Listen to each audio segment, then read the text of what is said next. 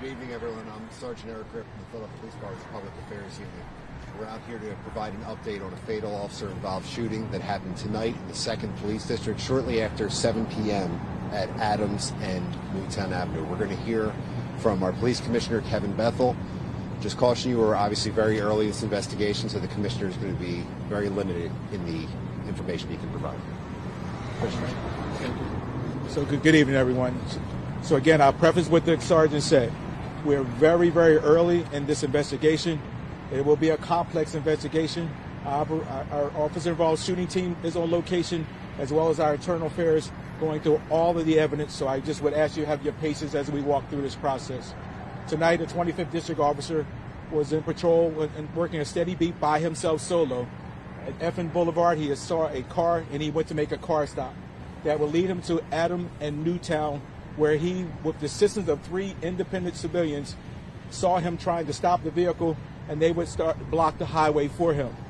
The car pulls behind one of those civilian cars. The officer pulls behind the car he's trying to stop. At some point, that car, based on information that I'm providing you for now, is coming from those 3 independent witnesses. We have not had an opportunity to talk to the police officer at this point. Those independent witnesses say they observed the car back into the police officer's car.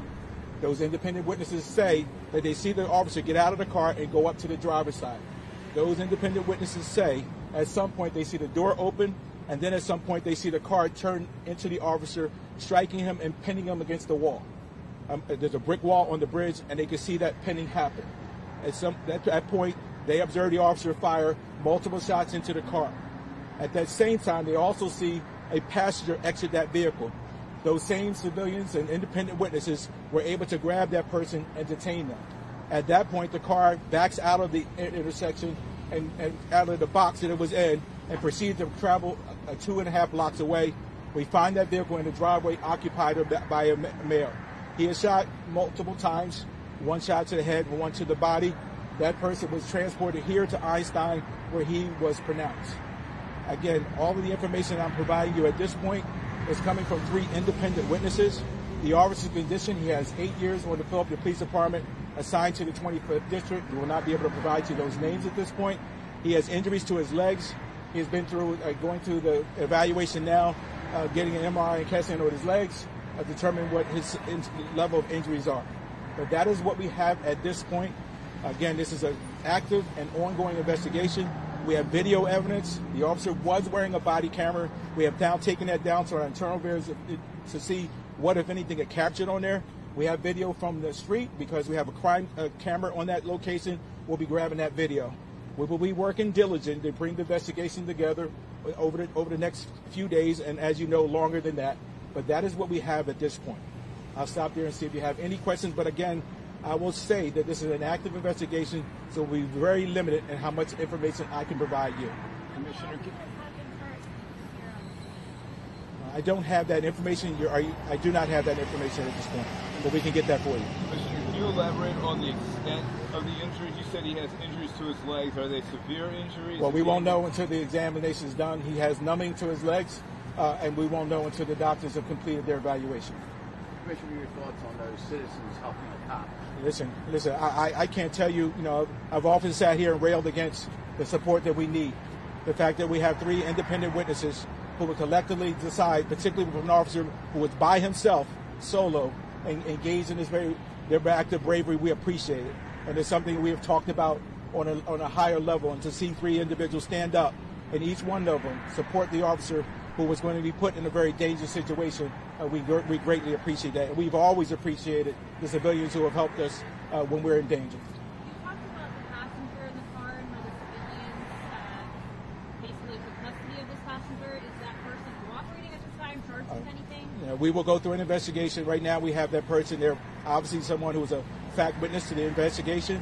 And so we'll be talking to that individual and the investigators to make the determination if anything would result in charges. At this point, there are witnesses who are in the vehicle. And is there a reason for the initial traffic stop, why the officer was attempting to stop that car? No, we do not have that information at this point. We have not and will not be able to talk to the officer at this point, but we do not have that information. Were any weapons found? We will have to do a search warrant to get into the vehicle. That'll take a period of time.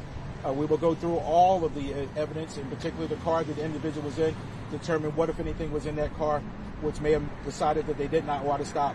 We'll go through that process. What's your message tonight to the community, just learning there's an officer with, it's unclear the extent of his injuries, and an officer-involved shooting or fatal officer-involved shooting? What's your message to the community? Well, I think my messages are always, we recognize that the work that we do engage in is very dangerous work.